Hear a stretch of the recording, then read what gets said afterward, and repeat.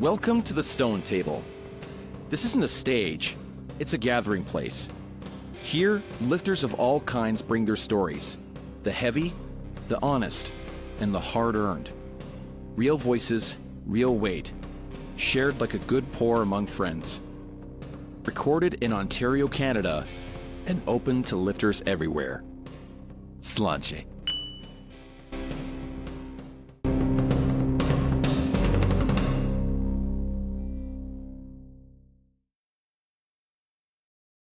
Welcome to another exciting episode of the Stone Table podcast, where we bring the world of stone lifting to life. Today, we're thrilled to introduce Jarrad Holcombe, the founder of the Southern Appalachian Stones of Strength. With a rich history and background in sports, Jarrad has been a passionate athlete since school, transitioning into coaching CrossFit and competing in strongman since 2013. His deep connection to the Celtic culture and dedication to stone lifting has inspired many. Join us as we explore his journey, insights, and the vibrant community he's building. Grab a drink, pull up a seat. Let's dig in. Welcome back to the Stone Table podcast. Today, we're stepping into a story that's still in the early years of being written, the birth of the Southern Appalachian Stones of Strength. There's no centuries-old lore here, no maps. Well, actually, there are maps, and we'll get to a little bit about that. There's no folklore carved into the land. Today, we're talking to Jarrad, who founded the Appalachian Stones of Strength. He is about to take us on a journey of that region as well as stones in general. Welcome, Jarrad, to the podcast. Yeah. So as we start off with every guest, I ask what people are drinking. And so what have you got today? So today I have it's a little miniature that I brought back from Scotland on my last trip of Glenallachie 15. The reason I chose that whiskey is because after lifting the Denny's, I got to share this whiskey with Dave, Caveman Dave Man. Oh my goodness. After we lifted the Denny's together. I just happened to throw this in my bag before we left. And when you were talking about a story or anything for whiskey, I was like, this is perfect. This kind of ties into the Denny's and my activity in stone lifting. Absolutely love it. Today, I'm having one of your favorites, as we discussed, Lafrague. I got that for my 50th from another woman that loves stones, Lori. So cheers, Lori. Thank you for that. Cheers, Jarrad. Sláinte. All right, so let's dive into this. What did actually pull you into stone lifting originally? I played sports all through school. I really enjoyed training, probably more than the sport itself. And there was a down period, like after high school, I started working before me and my wife got married. And then when we got married, fitness has always been important to me, but I'd say like a year of not doing any fitness really. And, being young and married, finances weren't the best. So I just had a couple dumbbells and kettlebells from, I'd got over the years, and I just started picking up rocks as well. I have a pretty big stone pile in my backyard. Used to be a farmland, so every time I'd plow, they'd turn up stones and pile them up to the side. So just dug through there and found a couple stones. I would do like some squats, some rows, and some presses, along with a couple other things with kettlebells and dumbbells, and then got back into the gym, started coaching CrossFit, and I feel like CrossFit exposed me to a lot of different strongman, Olympic lifting, which is powerlifting, and I've competed in pretty much all of those. And strongman and stone lifting are absolute favorite. So I still coach CrossFit a couple days a week, but man, stone lifting is my absolute favorite. So were you coaching Atlas? Like, did you do a lot of Atlas stone work then? No, so the gym owner that I work for, he actually did the strongman cert as well, and he just showed me basic, generic how to pick up an Atlas stone. I did my first strongman competition, I think, in 2013 or 2014, and I had been lifting some stones at home just before going back to the gym. Then the exposure, I think we had Atlas stones in probably 2 different CrossFit competitions. And then I did a small little strongman comp. So this was all pre-2016. I kind of left off coaching at the gym and started competing in Olympic lifting, and did that for about 3 years, and then got into strongman. Dabbled in powerlifting, like 2 meets. It was really boring for me. I didn't like it. It's golf of the strength world. Yes. That is exactly what I said to my daughter. I said, this is like golf. So what clicked then? Like how did you know that like stone lifting clicked for you? Probably the Rogue documentary, Stoneland. So me and my wife first got married. We were 20 and 21. We wanted to travel to Scotland for our honeymoon, but you can't rent a car. It's really expensive, and we just always had that dream to going to Scotland. So that was just always there. My wife, she's from Boone, North Carolina, which hosts the Grandfather Mountain Highland Games. Yes. Yeah, and so there's a really big, we'll just say Celtic culture because it's Scottish, Irish culture through the Appalachians and through the area. So with her growing up there, it was just always something that she wanted to do, and she kind of exposed me to that. We went to Boone, I think, 6 years in a row for our anniversary. So then we got, I guess, deeper. I got deeper into the culture and exposed to the Highland Games as well. Okay, so we're going to take a little side tour. I did not expect this to come up. I didn't make the connection with Grandfather Mountain. I know that they have had stones there, correct? I'm not 100% sure. When I went and did the Everstone at the Braemar Games Center, the lady was actually telling me that the people who started the Grandfather Mountain Games came to Braemar to take notes and to do, to learn how to have a successful games. The Asheville Highland Games had a stone lifting competition separate from the Highland Games, and that falls into the Appalachian area as well. I couldn't go. It was my mother-in-law's birthday, so it was just one of those, like, couldn't make it up there. So there's a huge Scottish culture there, which I was not expecting to hear this at all. So when did you first sense that the Southern Appalachians could become a stone lifting region? So I think part of it plays into the culture, having that close tie to the Celtic culture throughout the entire Appalachian region. Specifically Southern, I kind of segregated that because the Appalachian Mountains stretch all the way through up into New York. So we're just trying to stay in the Southern region, maybe up into Tennessee and Virginia and stuff, but mainly North Carolina, Georgia, and South Carolina. I just knew there was that layer of culture, and I wanted to be able to add to that culture, something that I thought was lost or not there. And over the last couple years, I've kind of dug in and tried to see if there was a history there. And I did find some history of stone lifting. It was very interesting, and it's in a place called Robbinsville, North Carolina.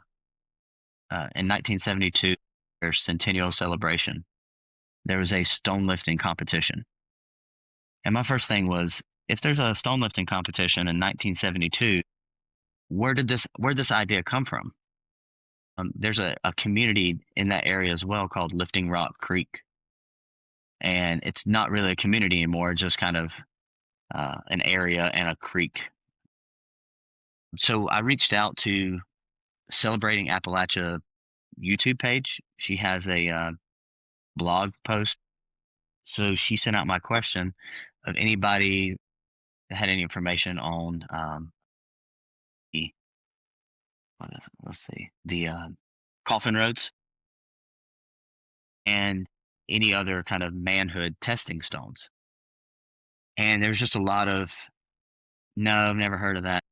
But one person said, hey, at the courthouse in Graham County, which is Robbinsville, there was a stone sitting there, and on the weekends, the men used to come down and try to pick it up. And I knew this one guy, his name is Babe Campbell, was able to pick it up, and he walked with it, and he threw it in the trash can. And just to, I guess, prove a point. So then I reached out to the Historical Society, and they put me on to a guy, and his name's Marshall, and he works for a newspaper as well. But he's like, yeah, I knew that guy. I went to school with him. That is a legit story. And by the way, there was a stone lifting competition in 1972. So I have spammed these people with emails and Facebook messages and phone calls and voicemails with very little reply.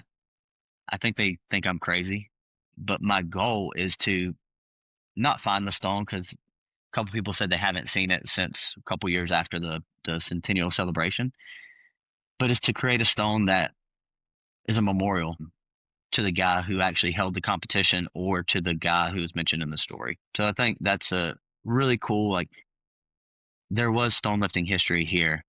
It's been lost, and everyone has passed away who has anything to do with that except the guy, Marshall, from the newspaper.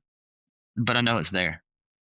And this This is is really cool to. absolutely really incredible. This is like a hidden gem of this conversation that I didn't know was going to happen. And it only makes sense. Like, as you're talking about the Highland Games there, the Grandfather Mountain, there is a Scottish presence there. So of course there has to be Scottish heritage, and it would only make sense that there would be stone lifting as a carrying on historical tradition and feats of strength. So this is super super cool stuff, and I'm really I'm really happy to hear about this little gem. But in more recent times, Mhm. going through kind of your Instagram with the community that you've started, I noted that kind of things started coming together for you back in May 2020. And this year, like, so the 12 people that I've interviewed before this,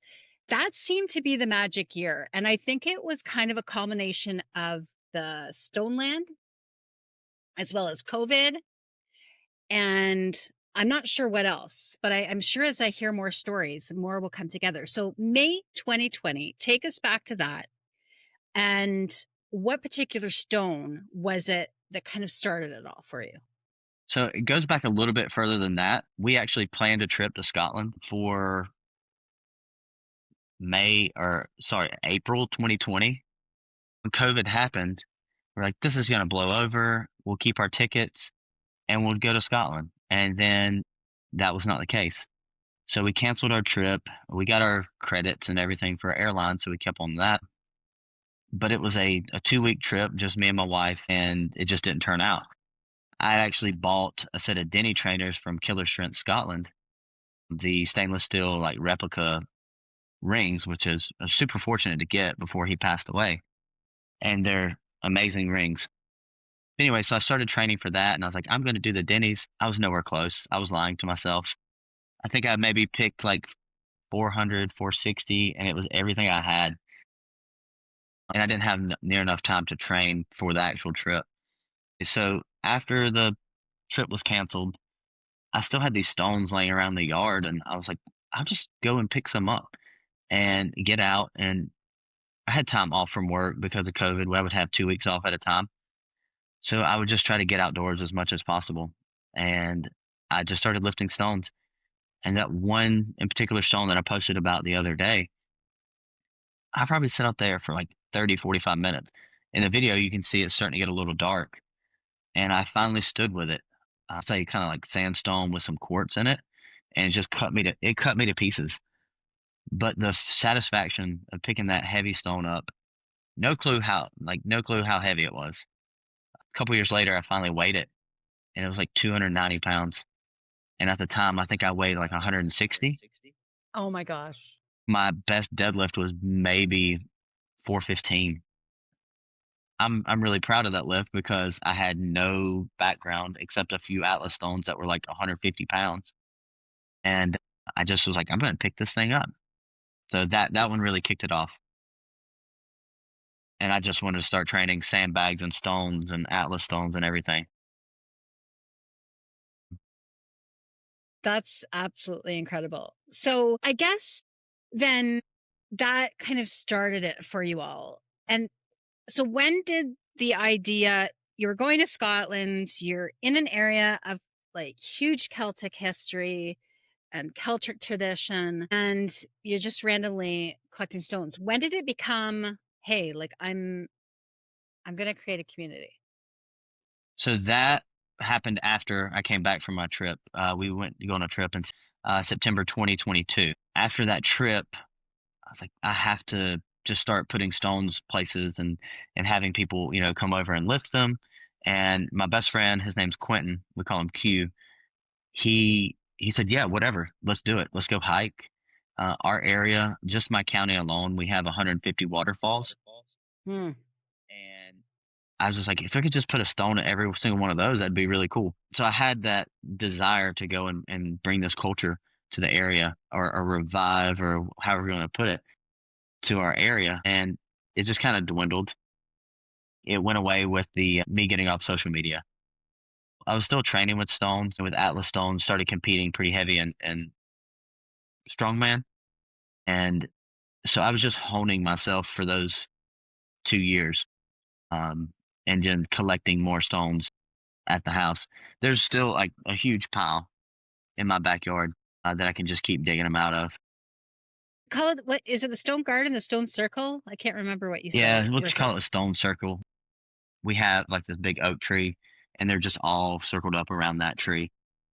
Okay, the fact that you picked an oak tree, like, couldn't be more Celtic tradition than anything. So, very cool. So, when you started lifting, did you have any mentors that mentored you early on? Like, you watched the Stoneland documentary, but did you reach out to like Martin Janzix or anyone like that? Yeah, so when I came back from my first trip to Scotland, I reached out to Ryan Stewart, and I had met Dave on my trip. I reached out to him as well because I knew of the Edmonton Stones of Strength, and I knew about the Utah Stones of Strength, and I'd watched that documentary. So I'd watched that a couple times now, but I just knew that Ryan had done a lot of history, or like research on history, and had done a lot of placement of stones. So I just reached out to him. He seemed to be the best that I could reach out to. So a shout out to Ryan.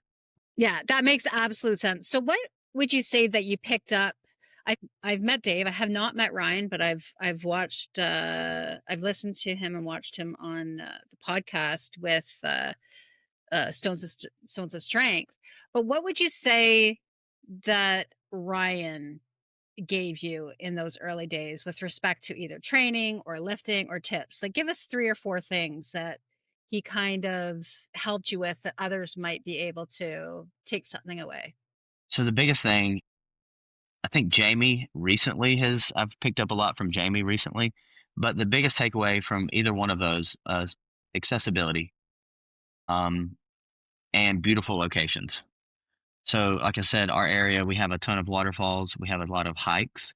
So, the first stone that I placed, or the first three that I placed, is on a really difficult hike, but with a beautiful view. It's almost 4 miles straight uphill, and it's called Table Rock. It's a state park as well. And I picked the heaviest one at the summit, and there's lighter ones as you go up. I think what you're doing is absolutely incredible with respect to, creating the stones as you go up to the summit. I find stone lifting absolutely romantic and spiritual. You get to the top and, that is the gift, is getting to the top and making your lift and just appreciating your presence there, the fact that you could do it, that you have the body to do it, that you get this gorgeous view. And it kind of led me to, I was going to ask you if you have any pre lift rituals. It seems like you put yourself through a challenge of distance or a hike before you go. Would you say you have any pre lift rituals? Not really. Going on this last trip to Scotland, starting off with Jamie. Well, I did two stones before I met up with Jamie, but we had a day that we just went around. And the biggest thing with being with Jamie was the community. Just sitting around talking, listening to Jamie tell stories, and just this nervous energy. Jamie would lift, and I would almost run up there and do it immediately afterwards because I was really pumped to see him lift it, but I was just nervous, and I was like, let's get this over with. So that was really, really interesting. I wouldn't say there's any kind of like pre-lift rituals at the Fiana. That was just me and my wife, and we did take a little extra time, just sit there. It was a beautiful place, but we can touch on that more later. Of course. You got ideas from Utah as well as Edmonton. Was there anything Dave gave you that was super helpful and knowledgeable because you met him in person? But were there any like training tips or techniques that you think others would be able to use as Well, I there? would say one thing that's helped me is, and Dave's always brought this up, is like the aspect of wrist strength. And that has helped me with a ton of carryover. It was funny, like I brought it up when we were in Scotland to Jamie about like wrist strength. And he's like, no, you just need strong arms and a big back. And I'm like, of course you would say that because he's absolutely massive. And I'm like 5'6", 200 pounds. And not nearly as big as anyone else that was there. So yeah, you don't need strong hands or strong wrist if you're that strong in general, which was amazing to see him lift. Let's stay here for a little bit because Jamie is my coach. And I myself was like, I need to build my wrist strength and my grip strength because that is where I'm failing some of my things. Like I'm also 5'4", 5'5" on a good day. And so I've started working on wrist strength myself. I've got the clubs that I work. I've got grippers in all kinds of varieties. I've got my rice pail down by my couch. I've got the bands because you also have to work on the extensors so that Right. you don't get the tennis elbow. What things did you work like?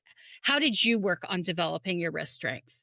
So hobby wise, I do love watching arm wrestling, and I just looked up arm wrestling training and started implementing that into my like as accessories. Actually, right before Scotland, I competed in an arm wrestling tournament.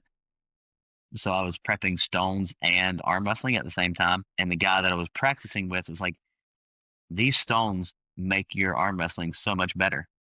From day one, it was just one of those things because of the arm strength, the back strength, the hand and wrist strength. Now, there's so much technique in arm wrestling, but I just accredited how decent that I did to stone lifting. So, yeah, arm wrestling, cupping, exercises. Honestly, that's about it. Plate lifts, watching Dave do a lot of lifts, the plate lifts, anything just like finger strength. I think that's about it, honestly. Plate lifts. Plate No, pinches. just like stacking like plates and doing like a deadlift or a row with Right. plates, or just like a static hold. I did a lot of those, and then I did a lot of like cupping exercises where like you just get to here. I fully agree with Dave Man on this. And so it's not off program. I did get the blessing, but I am doing an intensive, like I've got a program set up just for wrist and grip strength for the next 3 to 4 months before I go back to Scotland. I think it's worth the investment and worth the time. And I'm spending about 10 minutes a day. But again, making sure to work the extensors as well so that there's no, tennis elbow or that. So I talking keep about, the uh I keep the Iron Mind like little bands in my car. yes, So as soon as I get in the car, I just put those on and I just do that for like 30 minutes. yes, this is a huge takeaway. And I think if you do not have those bands, it's worth the investment. I know that you can get kind of cheap knockoffs. I have some myself, but there is a bit of a difference between the ones that Iron Mind has and others. But anything will work. Give it a go because it really, really does improve your stone Listen, lifting. the rubber band they sell around the broccoli is an amazing one. It's thick, it's wide, and I like they break really quick, but I just buy more broccoli and use that band. So Two wins there. Two yeah, wins. Absolutely. Okay, so what's interesting though is so you said that the stone lifting has definitely translated over to your arm wrestling, but I have a feeling that it's the type of stones that your region has. Can I think I want to start to segue into this. So tell me a bit about the land that you're shaping around because these from what I've seen from your feed, these are not like river stones. So what no, is a these what is a so South Appalachian stone? so they're rough. Every one of them is really rough. They're jagged slabs for the most part, and that's something I kind of struggled with when it first came back. Is that I wanted to place like beautiful, round, smooth river stones, and I just got held up because I was like, "There's no good stones around here." But then I just finally been like, "You know what? These are the stones we have. This is what defines our region, and we're gonna lift them." And if I have to wear a pair of like neoprene sleeves to make sure I don't rip my forearms to shred, I'll just have to wear neoprene sleeves. So there's a lot of granite and there's a lot of like, sandstone with quartz or just quartz in general, like massive quartz stones, and everything is rough. Everything's super just jagged. And it's super dense too, right? Like, there's a lot of the stones are quite heavy, like in So dense material. yeah, the granite ones, I have one. It has to have some sort. It looks like it rusts sometimes whenever it rains. It gets this orange layer on it, and at first I thought it was like red clay, but it's a stone that's been cut out of the ground whenever they dig graves at a local church, just like a mile or so down the road. And I went down there and asked them, I was like, "Hey, can I have some of these stones?" And they thought I was absolutely crazy, but they said, "Yeah, sure, you can take them." And they're like, some of them are about that thick, and it just there's a layer of granite right there, and they have to cut through it over the years. There's a huge pile of stones just off in the edge of the woods right behind the church, and I've picked up two of those. It's just hard to get to, and when you're by yourself, like the next one that was on top of the pile is probably 400 pounds. So I have to dig that one back and brush some leaves back to see what's next. So that's my next thing is getting some more from there.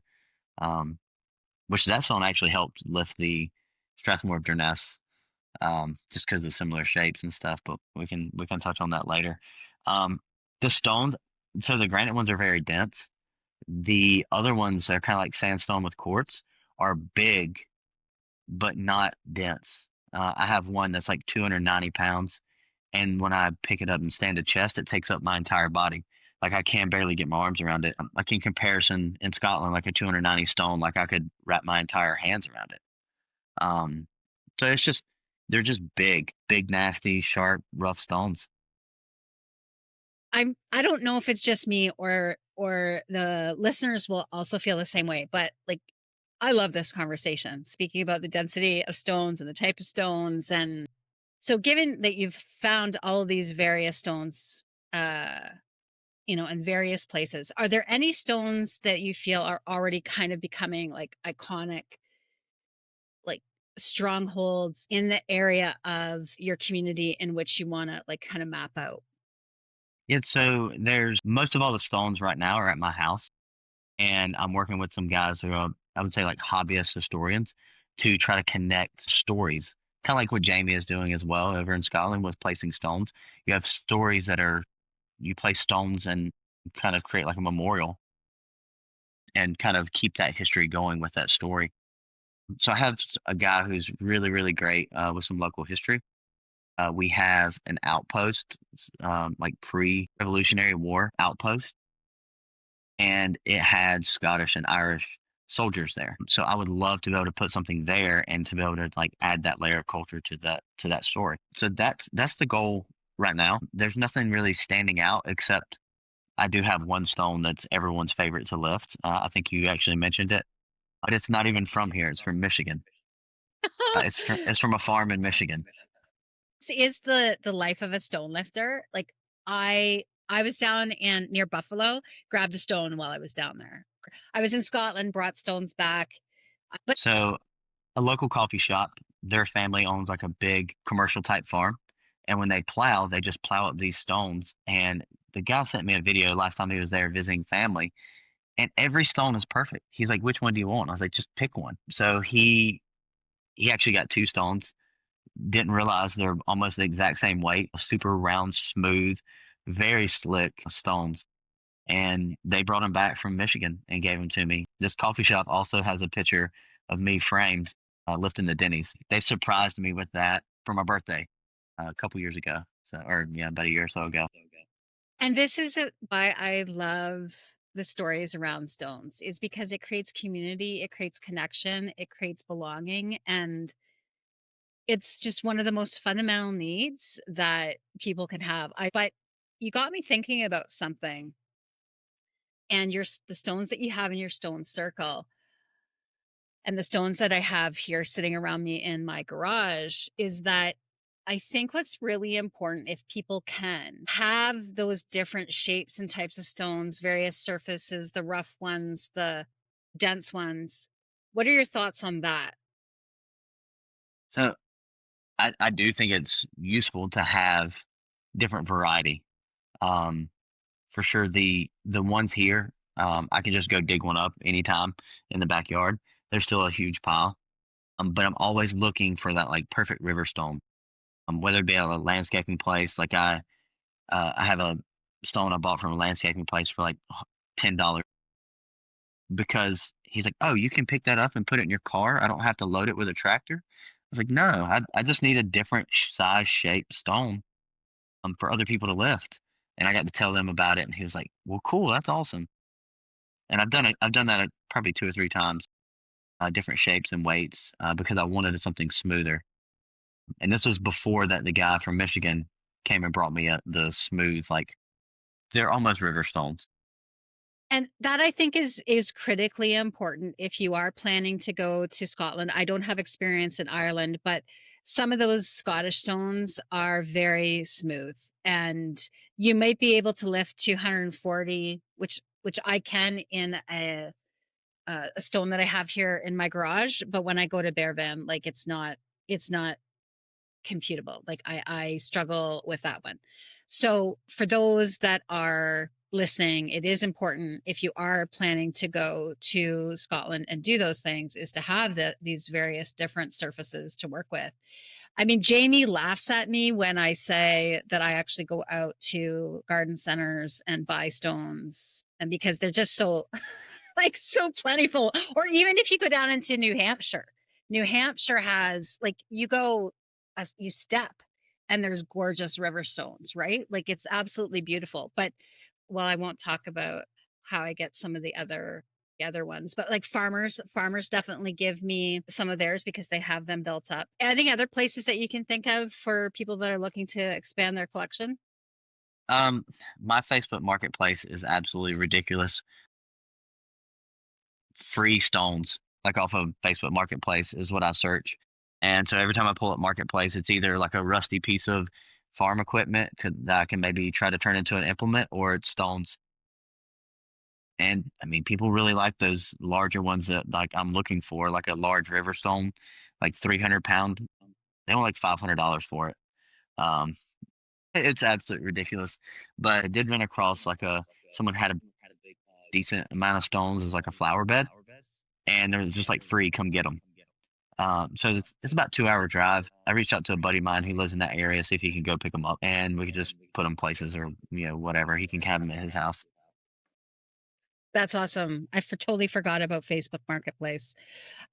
So of all the stones that you have, we're not going to include the ones that you've lifted over like in Scotland. But is hmm there any that you have around your area that completely humbled you? Yeah, at first I've I've been able to lift all the stones that I have at the moment. And that's why I'm looking for some larger ones. But at first, one of the slabs from the graveyard down the road, I put it on a hand truck, flipped it up on it, and dragged it onto a trailer, and then drove it home. That one took forever to be able to pick. It's a square slab, and you just have to lift it completely different than any other thing that I've lifted. And at the time, there was no social media for me, I think, so I didn't have any references or anything. But that stone's been a really cool progression because it went from just barely getting it off the ground to standing with it to my chest. And then we did like a 5 minute conga line, you go, I go with three of us. And at the end of that, I was like, you know what? I think I can pick it up like you. And as a different guy who was picking it up completely different. So I picked it like he did, stood with it, put it on my shoulder, and absolutely freaked out as soon as it touched my shoulder. Like it's been a gratifying thing to be able to go like spend 30, 45 minutes and not be able to pick this thing up, to be able to put it to my shoulder and lift it with, I wouldn't say ease, but more confidence. And would you say that like have lifts have been helpful when you're trying to get to these bigger stones, or what has helped you? What did you do to help you lift that? The plate lift. to be The honest with you. plate lifts. Okay. Yeah, the plate lifts, the grip and the fingertips. After I kind of learned how to lift that one, I started adding like a stone on top of it and just doing like a half lift, getting that weight in the fingertips and building that wrist strength as well. That definitely helped on my trip. And I have weak biceps. My biceps felt like they were just going to blow off the bone after lifting with Jamie. That's a really good point about the lifts. And I think that practicing those plate lifts are super, super important to add to your program. So in the stones that you have in your stone circle, how do you decide which stone is worth naming or keeping? Just the ones that have some sort of significance. Like the two that were brought back from Michigan, their family farm is called the Bush Family Farm. So I just named them the Bush Farm stones. The ones that I placed, I've named those as well. But anything at the house, I just have recorded weights. Nothing's really named around the house. Anything that probably is going to give me trouble, and I'm going to have to fight with it, and I'm going to have to, you know, spend some time figuring it out and or developing anything that I need. It deserves a name. Awesome. And so today, when I was lifting, I completely fell over backwards, which was a first for me. I've never done that. And I've been trying out some new tools that I've gotten for proprioception. And it's like a rock mat. And I do barefoot lift. Sometimes I do barefoot lifting, and it really feels like you're standing on the ground. And it was really, really cool. I do want to touch on. I do want to touch on the barefoot lifting. After listening Yeah, to let's your do that. first podcast, Sarah is her name. Yeah, Sarah. Okay. So I was doing my Sunday like stone lifting and accessories, and I did all my accessories first, like some GHD, like back extensions and some weighted back extensions and stuff. I'm like, okay, it's now time to go lift stones. And my back was so blown up, I couldn't do anything. I could barely reach down to like take my shoes off. But I was like, I'm gonna make it worth it. I have a small Atlas stone. I think it's like 140 pounds. I just put it in my lap and kind of held it there. And I thought that was a good enough warm up. Like I've already done my accessories, so I picked up my favorite stone, and I'd taken my shoes off, but I picked up my favorite stone, put it in my lap, and I probably sat there with it in my lap for like 45 seconds to a minute, and then I stood up, put it to my chest or to the shoulder, and it was just my back had stopped hurting. I think the sitting in the position, kind of like an active stretch, because my adductors were still squeezing the stone. So I did that like 3 or 4 more times, and my back did not. It had no back pump. Nothing was hurting. I actually did like a 30-second hold in the lap, In the and then hole. Okay. yeah in the hole, and then I did about a 30-second hold on my chest, and then scooted up to the shoulder. And I was like, well, that's a good stone day. I've already done all my other accessories, so I'm happy with that. But just taking that moment to like take your shoes off, no music, just appreciate the stone, appreciate the surrounding, um, and just relax. No, and I think that, I mean, Sarah, when I have watched her lift, she is so patient, like an abundance of patience with the stone, and she will sit in the hole for quite a long time, like figuring out the stone, how she wants to get it up, where she's like taking it. And I I was introduced to barefoot lifting when I was out in Edmonton through her, and I did it when I was in Scotland, and it's a really different experience. And obviously, please be careful, everyone, if you are trying it, but it is cool. And I think that, as you say, just kind of sitting with the stone. And that's what, when I had hurt my back prepping for OSG, stones were not liftable at that point. But what I did do is pick up my lighter ones, and I just sat with them. I just sat with them on my lap, barefoot in my yard with grass. And it really, working on the core strength, working on issues that I had with my hips that obviously reverted to my back being tight. Like, it really is beneficial to take a stone day if you have the time, and not lift for the numbers or the sets and the reps, but lift for a practice of mobility and presence and being in your body if you have the time. Yeah, and that was. I think that day, I think I had 5 stone lifts, and I was happy. It served its purpose. My back didn't hurt anymore. I was nice and stretched. I'm going to be doing that more. definitely more barefoot lifting and just taking my time and being more patient. I don't know if you saw any of the videos from Scotland this last trip. That there's a couple stones. I just sit there. I'm just looking around and enjoying the view, like the Flotigary Hotel, just sitting there and looking out. My wife, she's like, "You should turn the other way so we can see the background." I'm like, "I want to see it. I want to see it when I lift Yeah, because it's absolutely exactly. beautiful up there." No, it is absolutely beautiful. And I mean, your region is beautiful as well. Oh It's yeah. absolutely gorgeous. So when you decided that you were going to, create this community, I'd like to talk more about the responsibility and the creativity of building something new. And so you're kind of, in my view, you're the steward of this movement in that area, along with a number of other people that lift with you. But what does it mean to you to have started down this path of creating that lifting community? It really means a lot for almost my entire training career, and especially during um, like 2016 to 2022. I trained by myself. So it's been really awesome to be connected with a community and help people reach their goals.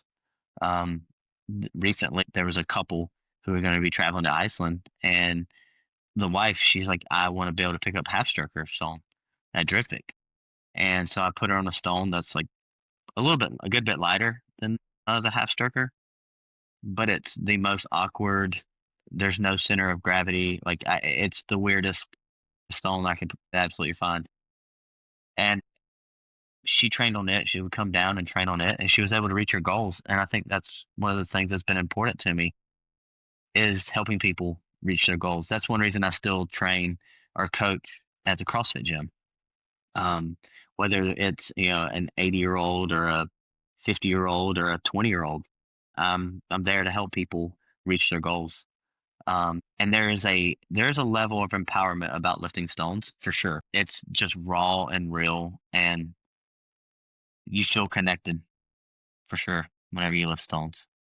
Yeah, being of service for me. And I think that this has been the huge transition in my journey when I started back saying, hey, women aren't allowed to compete in this Stones of Strength competition. I'm going to bring it for women. And then it was about the history, the culture, and numbers and becoming better and better. And it still is. But for me, it's really transitioned into service. How can I be of service? How can I uh, support fellow lifters? How can I get people into this? How can I have the culture remembered? And so that kind of goes into my next question that I have for you is what kind of work goes into creating a stone lifting culture from scratch? Because you have, I mean, you've said that it is in the region, but essentially it's from scratch. Yeah. So my best friend Quentin, um, he just loves hiking. He actually works for the he's a wildland firefighter, works for the National Forestry Service. So he is my like go-to to be able to lean on to say, where's somewhere that I could put a really cool stone with a really cool view.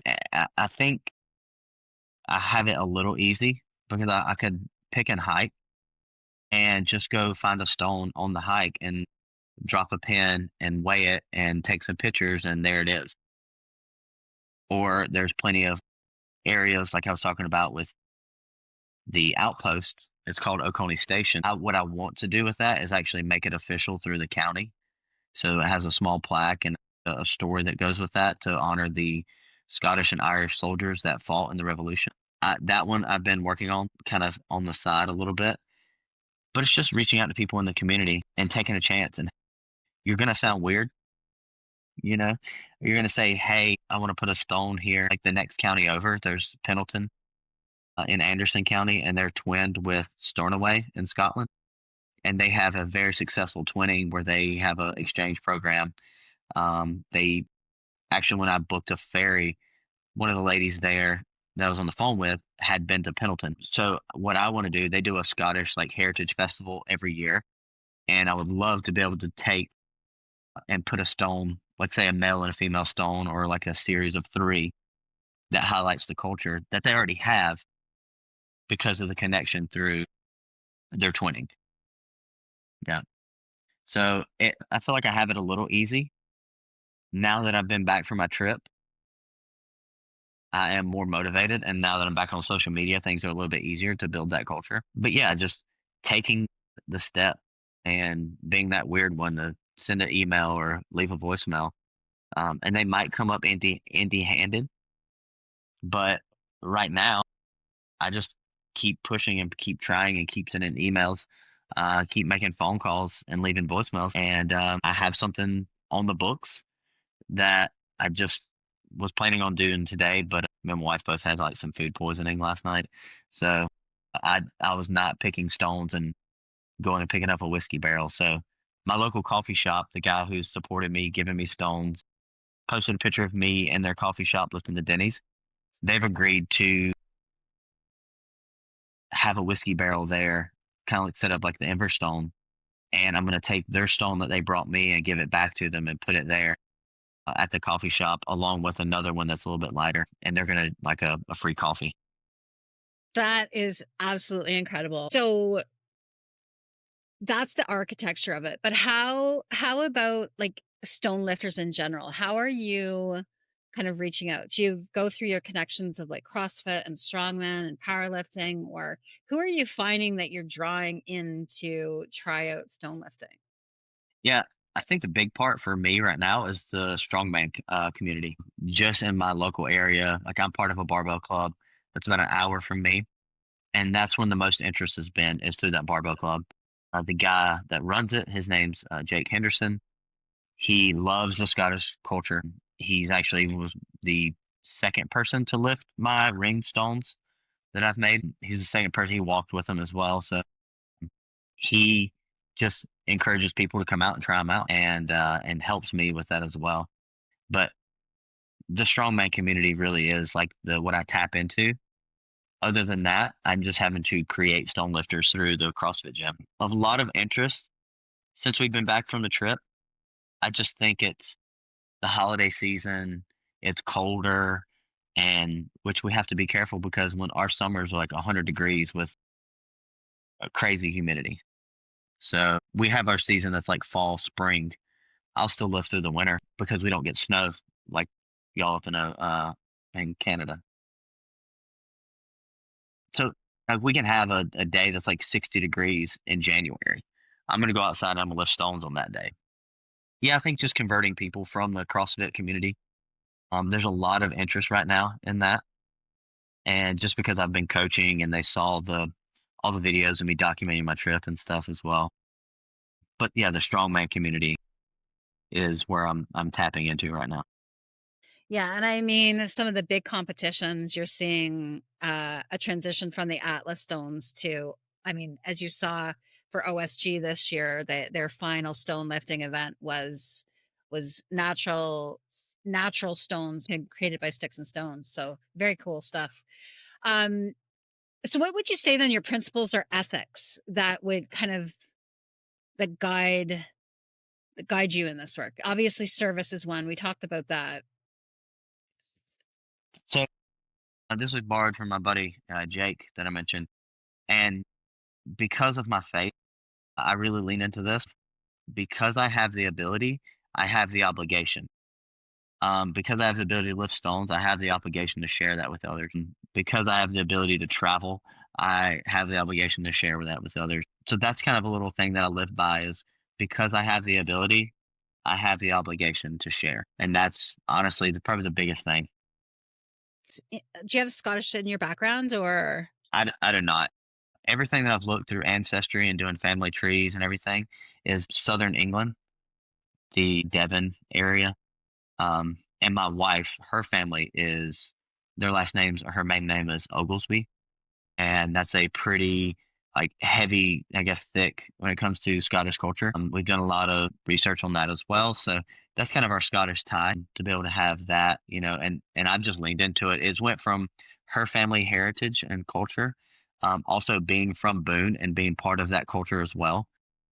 I feel like I've taken it over and been like stone lifting in Scotland, and I love it. She definitely lit a fire because of that, and I'm super grateful to be able to, have met her and have that connection because I don't know if it would have happened, because if it wasn't for her.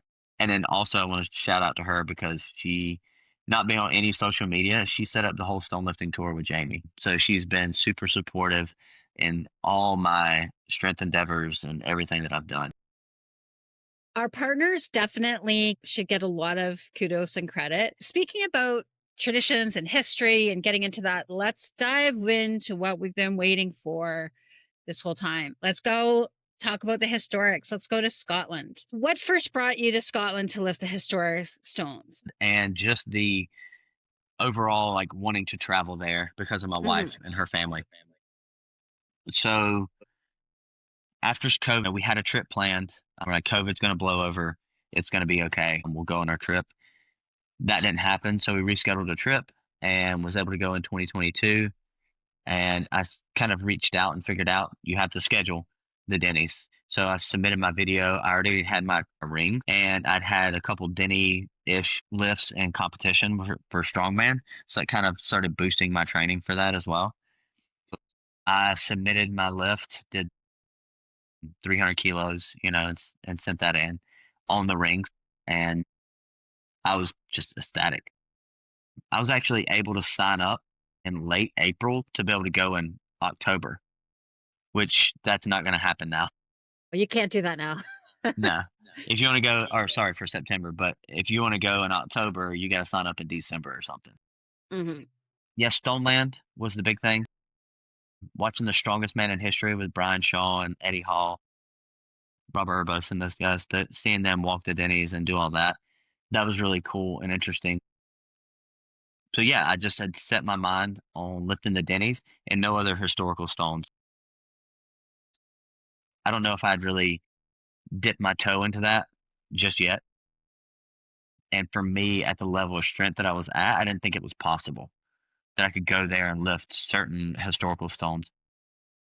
So yeah, we went September and I lifted the Denny's, 200 person to lift the Denny's, and met Dave, met Brett Nichols, Jim Splain and his wife Rosemary, and everybody else there involved. It was just a really, really awesome experience. Talk Go to ahead. us about that exact moment that you did the lift. Like, because I remember my first stone lift quite vividly. What was it like for you? I mean, you've been training, there's people watching, Yeah, Caveman Dave so Man's there. yeah, and thank goodness he was there. He was the first person to lift. So kind of going back, like training leading up to it, I was thinking, these stones, they sit outside, so the handles have to be rusty. So I'm going to leave my rings outside and let the handles get rusty because the pin was stainless. So cleaned them up, started training with them. Felt good. We get there. I've went like 110% of the Denny weight on the trainers. I felt confident. The day of, we did a castle tour. We're in the middle of the castle tour. My dad calls me and he's like, "You ready? Are you nervous?" And I just froze. And I was like, "Yeah, to both of those. I'm ready and I'm nervous." And we're at the very top level of the castle. There's Crathy's. And my wife and friends, they were in front of me. I just hung the phone up and walked out. I couldn't think about anything else. I looked at social media. Dave was there taking pictures of the stones and everything. And I was like, we have to go. It's probably like 3 hours early. We were just right down the road. So we got there and I'm driving and we pull in at the estate and I look to my right and the stones are just sitting there. And it's just instant cold chills. It's also really crazy that that history just sits there on the side of the road, which is really awesome. But we got out, went and looked at the stones, and I touched the handles, and I instantly freaked out because they were smooth as glass. They were rusty, Wow. but they were smooth as glass. They've been worn by all the history and all the hands that have touched it, and I got really nervous. So we went down to the river, to the bridge, kind of hung out for a little bit. I met Dave. He was walking around. We got dressed. Other people started showing up, and Brett showed up, unlocked the stones, and he positioned them, and everybody started talking to each other like they knew each other. And I'm standing off to the side with my wife and our friends, and I'm like, "What's going on here? How do these people?" They just messaged each other about training, about preparation, and all kinds of stuff, and they knew each other through social media. And I wasn't upset, but I was like, I could have asked for help. I didn't even think about it. I just got caught up in the training, and I knew who these people were because I looked them up. I was like, okay, these people are going to be there as well. But I didn't think anything about messaging and saying, how are y'all training? How are you structuring this? So that goes along with training by myself for, 8 years or how, 6 years or something. I just didn't think about reaching out for help. So they tell us the whole order. Dave's going, I'm going, and then the other two guys, they're going after us. And I asked Brett, I was like, so how are we warming up? He's like, you just go over there and pick them up. Because I'm so used to like my plate jumps that I was using with the pin. And he had literally still had work clothes on, and he walked over there and lifted them and said, "That's how you do it, boys." So I just did a generic warm up with some bands, and Dave had a real thick band that he had doubled over and was doing like one arm pulls. And I was like, "Can I do that as well?" He's like, "Yeah, sure." And I knew he had been working with Ryan, so I knew he was doing what he was doing. He knew what he was doing. So they tell the order, Dave's first. He goes up there, he lifts it, absolutely crushes it, smiles for the camera, amazing lift. He sets it down, and people are clapping and cheering, and he's walking around. And my nervous energy, like I mentioned earlier, is I just walked straight up to the stones and just started lifting them. People still had their back to me. I just had that heck yeah, he did it, but I need to go now. So I did it, and just at the last second, I heard one of my friend go, "Oh my gosh, he's doing it!" And I tried not to freak myself out, but honestly, I just closed my eyes and pulled with everything I had, and it happened. That was really, I think I was shocked because I was so worried about how smooth they were. And I just kind of stepped off to the side and shook some people's hands. And then I was fortunate enough to be able to do it again. And then I was like, okay, like I got this. I did it. So then afterward, me and Dave shared a whiskey, and it just happened to be this whiskey here. And then I went down to the river, got down to my boxers, and walked out into the river and drank some more whiskey that I'd brought, and just had my moment there. It was really an incredible experience. Weather couldn't have been any better. The atmosphere was great. The people were wonderful. Brett does an amazing job, and then Jim and his wife taking photos. It was really awesome to also have Jim explain like this is the way that I would hook grip it. If you find this little bitty ridge in the handle here of the small one, that's probably your best grip. And if you go to this handle over here, like he was just explaining in great detail because I know he's lifted them a lot. And Brett just kind of talking you through is like, this is what's going to happen when you pick these up. Because he's lifted them more than anybody. So we picked them up the way that he set them up. And then I asked about a different way where they put the two flats together and the point is facing away. And he told me, it's like, it's going to be heavier, the weight's going to be away from you. It's going to drag your left leg. Everything what he said absolutely happened. It was easier but more difficult because I'd already done it. So I knew what to expect, but it was a more difficult lift because it was the weight's pulling away from you and it's dragging the back of my leg as it's coming up. Yeah, I think, you've touched on so many points. Like, one, the power of community to get that lift done. The fact that you can utilize your contacts to get information before you actually go. Yeah. And those hidden people that that often don't get brought up as, key players in this. Like Rosemary.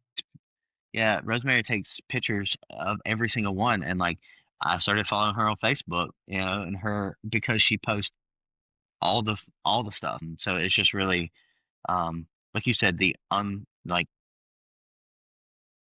heroes that we don't really think about. Yes. And so, you know what? I'm going to have a little uh drink to the heroes that we don't think about, because this is what happens. There's keepers of the stones that, don't seek the limelight, don't, seek to be in front of the camera, but they make this all possible for us. So sláinte. So before we go into the other historics that you've lifted, could you maybe give listeners three pieces of advice if they're going to go and try the Dinnies? You can talk about the day of, you can talk about leading up, just three pieces of advice that people could utilize. So the biggest thing for me was the timing. I was able to put it at the front of my trip.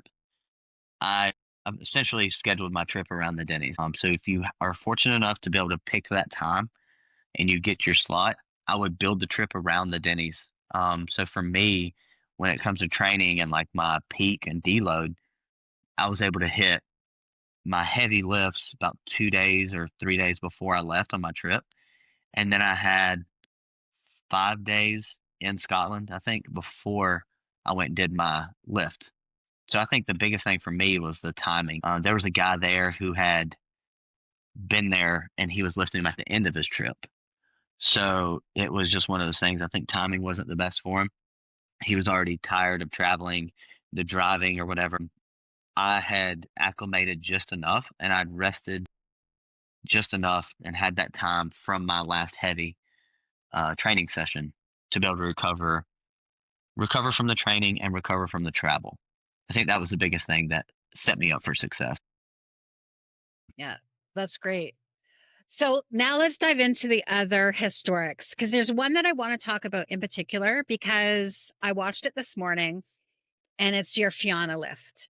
And you kind of like gave me an aha moment when I watched you, because typically when you see people lift the Fianna, they don't do it like you did. They lift it with the peak at the top, like between the chest bone and then the wider base at the bottom. You flipped it over on its side. And I am a bit shorter than you. And I'm wondering if that is actually a way for me to try to lift it when I go over next time. But let's talk about Fianna. So set the context for that lift and what it meant to you. So that, as most of us know, is a super historical stone. A lot of history there behind it. The drive there was absolutely amazing. I think we cut through like where the Ben Lawler's area, and it's like a gravel road through most of it. So we park, we walk back down to the stone. It's completely silent. Not a single car drove by the entire time. It was just a really wonderful time just for me and my wife. And I think that's one reason it made it so special, because it was just something I was able to do with her. And then again, approaching the stone, having that respect for the stone. Like obviously the test is to put it back on the plinth. But for myself, like you see in the video, like I just dropped it right in front of the plinth because I'm not going to take any chances of being the guy that busts the stone. But so going back to the beginning, when I put my hands on it, it was just you can already tell that it's going to be a challenge, and it's a special stone. So I've rolled it into place, and just you can feel the density and the weight of that stone whenever you are just rolling it into place. So I actually lifted it to chest, and I didn't post that video because it was just, I mean, I can post it, but it was a fight for my life. I felt like it was pulling out of my arms the entire time. So I actually chalked the back of it, laid it onto the towel. Pretty much every stone that I lifted this past trip was soaking wet. It had been raining.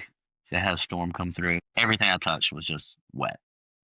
But so I attempted the stone and chalked it up, laid it on the towel, and I just sat there on the plinth and just thought about all of the history that comes with the stone, and just sitting there in the valley there and just looking up at the mountains and just appreciating the time that I have there. And once I kind of took myself a minute, just walked back over there, chalked my hands up, and from the pick, I just knew I wanted to shoulder the stone, but it just never, especially after the first time standing with it, I just knew that like this was going to be tough. The reason I picked that way is because with sandbag training, I will always take the heavy end of the bag that's sitting on the ground and flip it away from me. So when I go to shoulder it, that weight carries over. So with the Fianna, I wanted the big piece at the top and the skinny down in between my knees so I could pull it in a little closer, get my hands around it. And then when I stand, I have such a short torso that I just shift it to my shoulder. So that's been a It was thank you. incredible. I'm like, he's doing it. It's going to Yeah. shoulder. And it was just like, it was just natural. Like it was very, very quick. Yeah. And So if I can get my hand around it in the bottom when I stand up, because I have such a short torso, I can just shift it up to my shoulder. If I have to hop it up a little bit, like yes, I can do that, but I'm just fortunate enough to be short and have a short torso, and the stones take up most of my body. So when I pick it up, it's more than halfway there. So that one, if you look at most of the stones in that trip, there's like no emotions shown. Maybe Rannoch Moore, the last stone there, kind of yelled and hollered, but I'm not that kind of guy to just scream and let it out. But when I got it to my shoulder, I just put the arm out and just yelled, and then brought it back down to my chest, walked it up to the plant, set it there at the base of the plant before it, and gave it a kiss because I felt like it was what I needed to do. Looking at the video, it's an extremely long kiss. well, we have a very unique relationship with our stones. So I'm Yeah. sure I'm sure that no one listening to this will be bothered by that. Okay, so that was Fianna, and you've done a number of other ones. Let's talk about a few of them that you also were also wonderful experiences for you, and why were they? So I have to bring up the Inverstone because of its history as well. I did Sadland Mare in the middle of Storm Amy, which I don't know if y'all know about the storm that hit. It was a hurricane that was supposed to hit South Carolina, and it curved away and hit Scotland. And I flew over the top of the storm, and then we lost power for a day and a half at our Airbnb, and I lifted the Sadland Mare in that storm. I did yell and scream for that one because it was just, you're in the middle of 30-mile-an-hour winds, rain going sideways, and just picking up a stone and having a wonderful time. But I bring up the Ember because I trained with a stone that's within 5 pounds of the Ember. It's super smooth, and it's a river-ish stone, but it has pretty decent handles.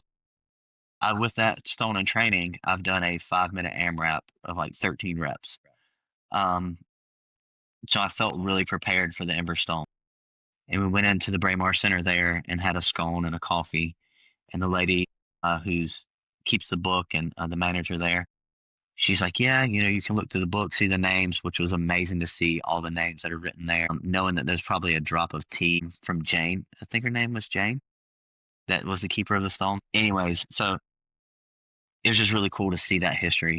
And I started getting nervous and excited. And one thing the lady there said, she said was, some days the stone just doesn't want to get picked up. She said, I've seen some really big, strong guys here and not be able to pick it up. And some days it just has a mind of its own and it doesn't want to be picked up. So we go out there. It's raining. I try to dry it off the best I can, chalk up what I can, and then give it a go. And it barely budged off the ground. And I start getting nervous because I was like, this is one that I really want to pick up. And this is not a great way to start this stone tour, is not be able to pick up the Ember. I chalk up again. I get a little bit more aggressive, I feel like, but I lean over. And I don't want this to sound weird, but it's going to. I leaned over, and as I put my hands around the edges of the stone, I just say, let me pick you up. And then I put it to my lap and stood with it and put it on the barrel. It was one of the hardest stones of the entire trip. The next day, I picked up a stone, Invergary, Castle Stone or whatever. It's like 30 pounds heavier, and I picked it up way easier. So it just doesn't, and that stone is even smoother, I feel like, than the Ember stone. It just doesn't make any sense. That was a humbling, eye-opening experience, but there was a special experience with that stone just because the lady was right. Like, the stone doesn't want to be picked up sometimes, and I felt like I almost had to ask its permission. And you've hit on something, and it isn't odd. There are a lot of stone lifters have the stone lifters prayer that they do before, and it is asking the permission to lift the stone before each stone lift. So uh, you're falling in line with a very natural and historic tradition. So nothing odd about it. On that, then what other stones on your trip? You were with Jamie McGregor for a little bit. What Yes, other stones the changed you? next day, I did a little tour with Jamie. We had 10 stones. We had to change the plans a little bit. There was a bridge out. The storm they came through knocked down some lines and stuff, so we couldn't get through. And then it's just tourist type stuff like the Glenfinnan Viaduct was completely packed when we went through because the train was about to come through. But I would say the Inver, the Fianna, and then the Strathmore of Durness. The Strathmore of Durness is just in the middle of nowhere, pretty much like every other stone, but like it doesn't get traffic because it's so far north. And the road that it's on itself, like you can drive like 20, 30 miles an hour, whichever way you're going to go. It's going to be like 30, 40 minutes to get there. And it's beautiful. The day was calm. That, to be honest with you, was one of my favorite lifts because I mean, it was easier than Ember. It's like a whole 100 pounds heavier, but it just seemed easier. It was a great stone to lift. I think I prepared for that one because of the big granite slab that I have and learning how to build and manipulate like a square, a flat square. And then the handles are just the easiest thing in the world to grab. But my main concern was the fractures in that stone. Um, and it kind of plays into when I made my post. Yes, there were people who were like, congratulations, great lift of the job. But there was more interest in the way that I set the stone down with the respect that I had, um, and placing it back on the ground. And to be honest with you, I did not train that at all. Um, I just knew that that stone had fractures. There's a lot of history there. It's a really special stone, and it was my duty to take care of the stone and to handle it with respect. Yeah, and it's funny when you were saying that, like I'm like, you must train the negatives No, because at first I was not training the negatives, but now I spend as much energy getting the stone safely close to the ground as possible. And so it is something that you can practice, especially because most of the stones that I'm going to lift in Scotland are near, some of them are near my maxes. And so obviously I want to be as respectable as possible, as should all our listeners. So practice those negatives, people. Pick one more stone that kind of was either moved you physically, emotionally. so Rannoch Moor, there's 3 stones there. The drive through Glencoe coming up was absolutely beautiful. We get out and the wind's just absolutely ripping. But the 2 lighter stones there that I had plans to maybe press the middle one, but the footing was terrible and I ended up, losing footing there. But that one was the last stone of the day. It required me to put in a solid amount of effort. One of the gentlemen there, John, yeah, Hmm. okay, so he was there lifting with us. Super great guy. He actually picked it up to his lap and then just took a spill and tumbled with the stone. He was okay, but like it made me nervous because he's been able to lift all the stones that I was lifting and with pretty good ease as well. So seeing him struggle with that, and I know he probably just lost his balance, but that one I had to put a good bit of effort into it. And that was a great way to close out the day. Everybody was just super, I don't know, just really like cheer me on for that one. Not saying they wouldn't cheer me on for the rest of the stones, but like that one in particular, I guess because I showed more effort, more emotion during that stone, that everybody else was kind of showing more emotion and cheering on as well. It was just awesome. Is there one in particular that you would say this lift was way more than just the numbers? Yeah, I would definitely say the Fianna. That is a challenging stone, but the Fianna, the Denny's, the Inverstone, and the Strathmore of Durness, to me, is not about the numbers. It's about the history that goes with that, and they each play a very pivotal role in the history, and then also the history of strongman as well. I think I've done 3 competitions with a Denny style lift, and it's just exposure to different things. And then the Inverstone with its and World's Strongest Man as well. And there's influence with the Atlas stones as well, right? With the Inver? Okay. And then just the history itself with the 2 the Strathmore of Durness and the Fianna. It's more than just numbers. It's about the experience, the going there, especially with Strathmore of Durness. Like it's just you have no reason to be there. And my wife actually, she kept getting not annoyed, but she would just laugh. And we would be driving to a stone, and I would say, "Stone lifting, oh, the places it takes you." And it's true. Like I have no business driving out to like Lock Hope and Ben Hope and going out there, like other than seeing the old Brock, the stone building there. But like even that in itself is like for normal tourists, that's no reason to go there. So it's just really cool to have that experience. Super grateful to be able to experience that and to be able to go to those stones. Well, I think when you go back, because this won't be your last two trips, I'm sure there's going to be No, another, but you'll have to embrace the reject socks, lift rocks mantra and try it barefoot, because I did a few of mine barefoot and the ground felt different with different areas. But talking about the history that you've picked up in Scotland, how did lifting the historics then, how is it influencing what you're building in the Appalachian region? I think the biggest thing is being part of a history. I know we don't have any historical stones now, but those who participate in the lifting that we have here, we're creating that history, that lineage of lifter to create the history as well. I don't want to leave here and someone buy this piece of property and go, "What is this big ring of stones back here in the backyard?" Yeah. Like, and then them to like take a tractor and move them and get rid of them. I want the people to know what happened here, the reason that there's just random stones on hike, and have that added culture or added layer of culture to our area.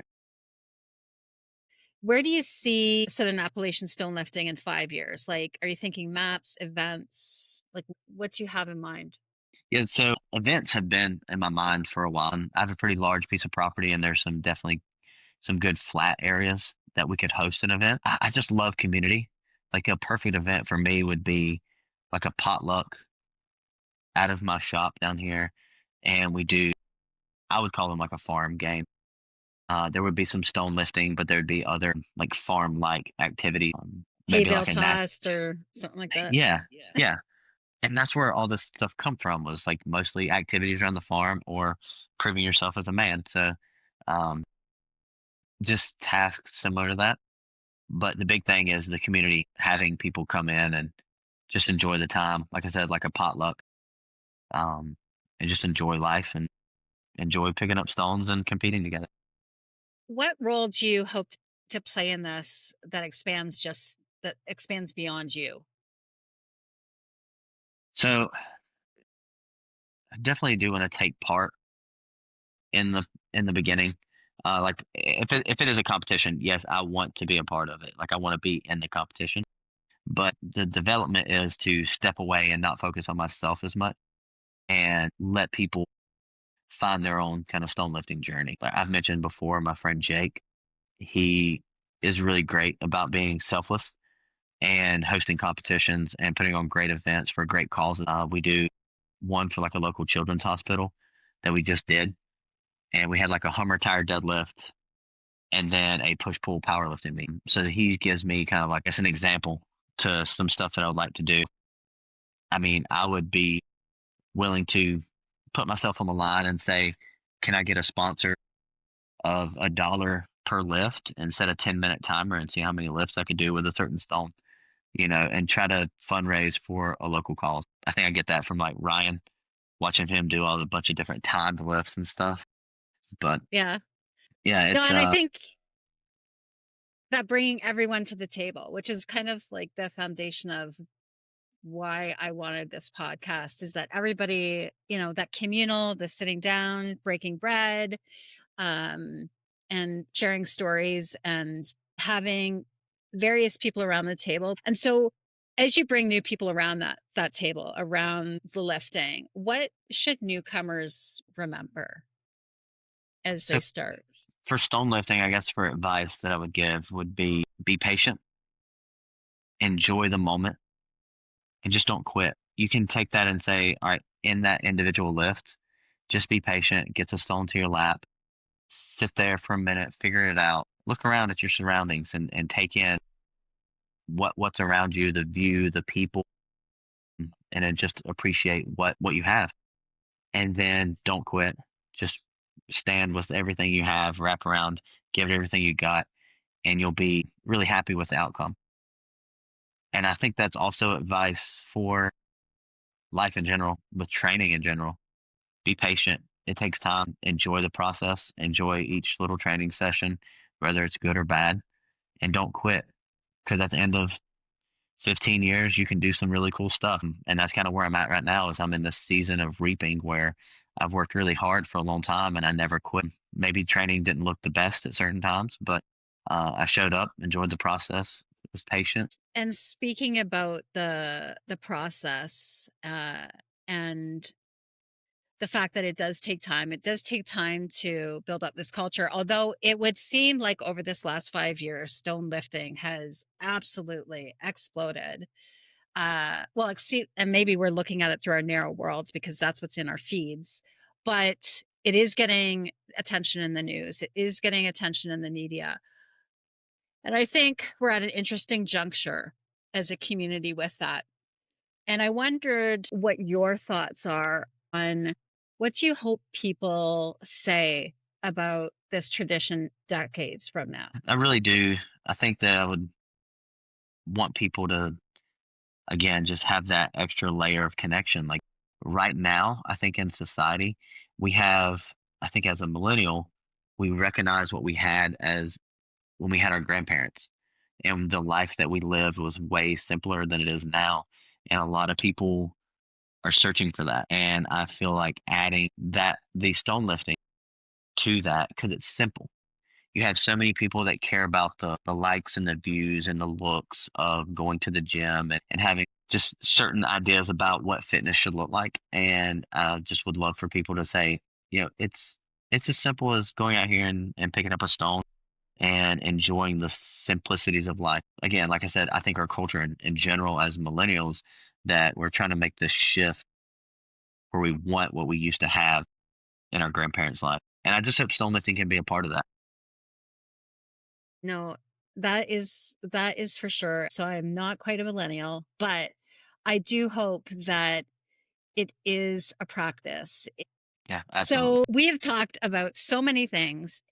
Before I ask my signature closing question, is there anything else that we did not dive into that you are desperate to talk about? The one thing I do want to mention is the simple impact that stone lifting can have. This happened to me this past week, and I would say this is probably one of the most joyful moments in stone lifting for myself. I was at the gym and I was actually lifting, and there was a kid there with his dad who watched every one of my stone lifting videos. And we have the med balls, these slam balls or whatever, and there's 10 to 50 pounds. And he rolled the 50 pounder out there, and he's maybe weighs 50 pounds. He's like 8 years old, I think. And he kept trying to pick it up and show me. He's like, "Hey, watch me, watch me." And I'm in the middle of my sets, and I'm like, "That's good, that's good." So I went and got a 20 pounder, and I've almost abandoned like my lifting session by this point. And so I get the 25 pounder, and I say, stand like this, wiggle your hands underneath, and then, kind of stand up, put it on your knees, give it a hug, and stand up. And he did it. And it was great. So we get the next heaviest one, and he lifts it, and he takes his shirt off, and he has he takes his hoodie off, and he flexes his muscles, and he's like, "Yeah, I'm strong," Like, yeah. So I'm in it now. I'm fully committed to teaching this kid and getting him to pick this 50-pound med ball up. And he tries it with the same technique that I just showed him, and it rolls out of his hand. So I said, "We got to get chalk. Gonna put some chalk on your hands." He said, "Well, let me ask my dad because he doesn't want me to make a mess." So he gets the chalk on his hands, and he gets this thing to his knee, and he just laps it and doesn't quite stand up with it. But eventually he ended up standing with this 50-pound med ball that's essentially body weight.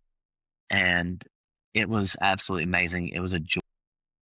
So I told him, I was like, "Look, to be big and strong, you have to eat meats and vegetables and you have to sleep." He said, "That's how it works." So I videoed one of the lifts and I sent it to his mom. And later that evening, she's like, "Thank you for taking that time." He's a smaller kid, and I don't know if he gets picked on or whatever, but he's been really into his muscles lately, and he just kept talking about like being able to pick that up. And she's talking about how much of a confidence boost that was for him, and that he ate all of his supper with no question, and that she was hoping that he would go to bed, with no issues or whatever. So I told her, I was like, "Look, they live on a massive piece of property with a river." I said, "We'll come over, we'll pick out some stones, and have his own little stone circle there at the house, and I can come over and we can get him to lift some more stones, or he can come over and watch us lift stones, and I got some smaller ones that he can lift as well." So that was probably one of the most proud moments that I've had with stone lifting. That is so touching. And that is the why. That is like, for me, that is the why. And it's giving people a lens on their life that they didn't have before they touched that stone. Or if it could be a barbell, or it could be, whatever it is, but it's that little glimmer of, this might be possible. This might be something I can do.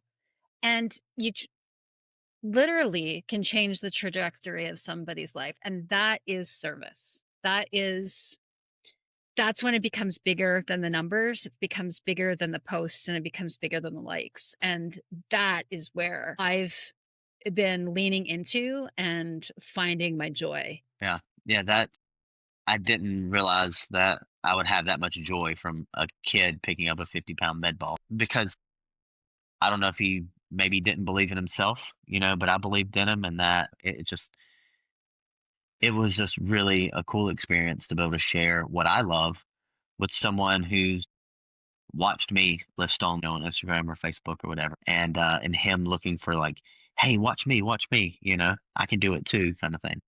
And it's just really, really cool. It is bigger than ourselves, and we definitely, again, if you have the ability, you have the responsibility as well. Oh my gosh, another t-shirt moment. Like, every time I have a guest, there's a t-shirt slogan. Say that again. So let me make sure I say this right. I just said if you have the ability, you have the responsibility. But my friend Jake always says if you have the ability, you have the obligation to do something. Okay, t-shirts will be made.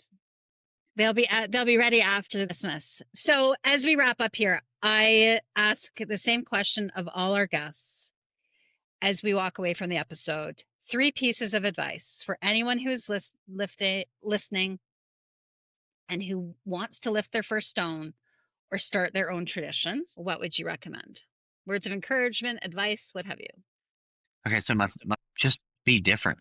Take a chance. If you're trying to establish a stone lifting community, you're gonna be the weird one, and just be okay with it. Be okay with being weird. Be okay with rejection. But just again, don't quit, because something is gonna happen. And something will come from it. Going back to the whole like trying to place stones different places. I tried and then I gave up because I just got off social media and lost my drive for that. But coming back from Scotland and seeing the way Jamie handled all his placements, and then this week, like John from Travel Lift Stones Repeat, he traveled through my area, lifted a couple stones like 20 minutes and 40 minutes away from my house, and sent me the pin. So I'm gonna go. You know, just don't give up, because John has now went through my area, picked some stones right here in my backyard. I'm gonna go and document those, and that'll be new stones for our area. Shout out to John. Thank you. My coffee shop, they're gonna let me put a barrel with a challenge stone there that they actually gave me. Someone donated me a whiskey barrel, so I don't have to buy a whiskey barrel. I kind of had lost hope, and I felt bad that I'd been away from social media for a while, and I lost that steam. But it's happening, and it's bigger than myself, so I feel responsible for just keep pushing. Uh, And it's okay to kiss the stone as well. it's okay to kiss And the talk stone. to and talk to it. Yeah, it's okay to talk to it. It's okay to kiss it. It's okay. Jarrad, I cannot believe we're going to have to do a 2-parter on this, because we've just covered so much. And this isn't even all of the questions that I want to Oh ask yeah. you. So I might have to have you back again as you develop this. But Congratulations on all of your lifts, on the Dinny Stone lift, starting this community and doing it from a really genuine place. And could you just give our listeners your Instagram handle of where they can follow you or support you or how to get involved? So it's pretty simple. Instagram. It's Southern Appalachian Stones of Strength. Actually, sorry, it's Southern Appalachian SOS. Just so that's a huge name to put Southern Appalachian and then Stones of Strength. So it's SOS underscore SOS, and everything's there. I don't have anything else really going on. I have my personal Facebook page, but that's just my name, Jarrad Holcombe. So you're not missing anything. I probably post more on the Stone page than I do my personal page. Excellent. Well, again, thank you so much for taking the time to Yeah, speak thank you with for us having today. And it's been an absolute pleasure. Take care. me.